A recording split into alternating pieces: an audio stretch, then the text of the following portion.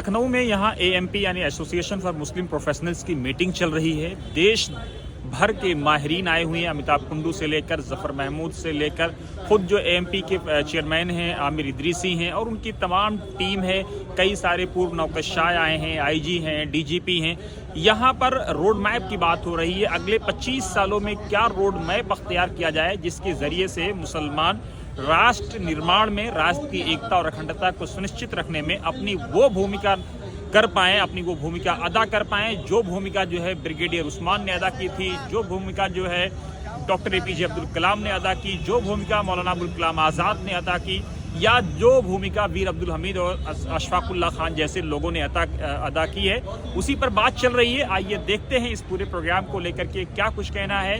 ये यहाँ पर जो ऑर्गेनाइज़र हैं, विशेषकर जिन्होंने पूरा फैसिलिटेशन लखनऊ में किया है, मौलाना खालिद रशीद फिरंगी महली, उनसे सीधे सुनवाते हैं कि वो क्या बोल रहे हैं। आज के प्रोग्राम में जो अहम चीज़ निकल करके आई अपने दर्शकों को हम बता दें, वो इम्पॉर्टेंट ये है कि अमिताभ कुंडू ने ये कहा है कि मुसलमानों में ड्रॉप आउट रेट बहुत ज़्यादा है।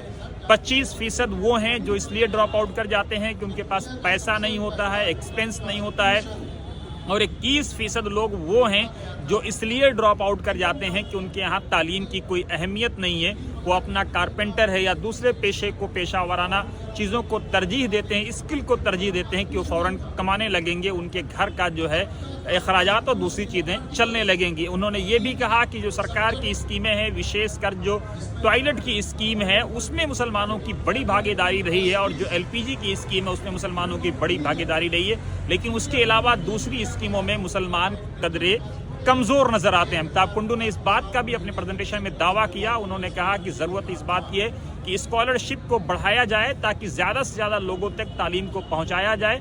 देखिए, मुसलमान इस मुल्क का 20% है। 20% को साइड रखकर कोई भी मुल्क, दुनिया का कोई मुल्क, कोई ग्रुप तरक्की हासिल नहीं कर सकता। तो हम चाहते हैं कि हिंदुस्तान का मुसलमान जो है मुल्क में रहने वाले तमाम दूसरे लोगों के शाना बशाना चले।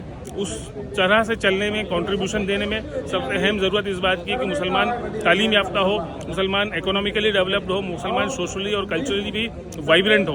उस मकसद के तहत एक हम लोग रोड मैप बनाने की कोशिश कर रहे हैं, और ये चाहते हैं कि उस रोड मैप को लेकर ना सिर्फ बड़े शहरों में बल्कि देश के जो तमाम अहम डिस्ट्रिक्ट्स हैं, छोटे छोटे डिस्ट्रिक्ट्स हैं जहाँ मुसलमानों की कसीर तादाद रहती है, वहाँ पहुँचा जाए, उनके ब्लॉक्स में पहुँचा जाए, गाँव तक पहुँचा जाए, और वहाँ पर इस एजुकेशनल और इस इकोनॉमिकल जो आप इसको इनकलाब कह सकते हैं या एक तब्दीली का डॉक्यूमेंट कह सकते हैं, उसको लेकर वहाँ पहुँचे, वहाँ लोगों को इनकरेज करें, मोटिवेट करें और उनको सपोर्ट करें। इंशाल्लाह इस तरह से जो है एक ओवरऑल तरक्की की सिमत हम लोग आगे बढ़ पाएंगे इंशाल्लाह।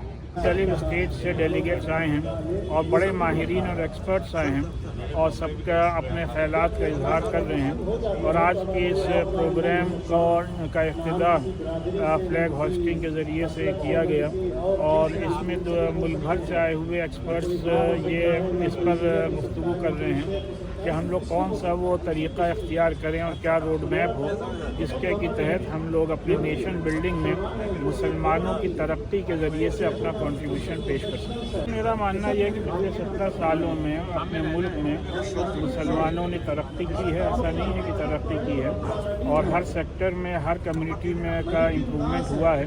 तो लिहाजा वोट बैंक के मसले पर तो हम लोग नहीं इन्वॉल्व होते हैं। हम लोगों की हमेशा ये कोशिश होती है कि हम लोग किस तरीके से अपने रिसोर्सेज, अपनी एनर्जी और अपनी इंफॉर्मेशन के ज़रिए से कम्युनिटी को बेहतर से बेहतर फ़ायदा पहुंचा सकें। उसी के तहत आज की ये कॉन्फ्रेंस मुनक़्क़िद की गई।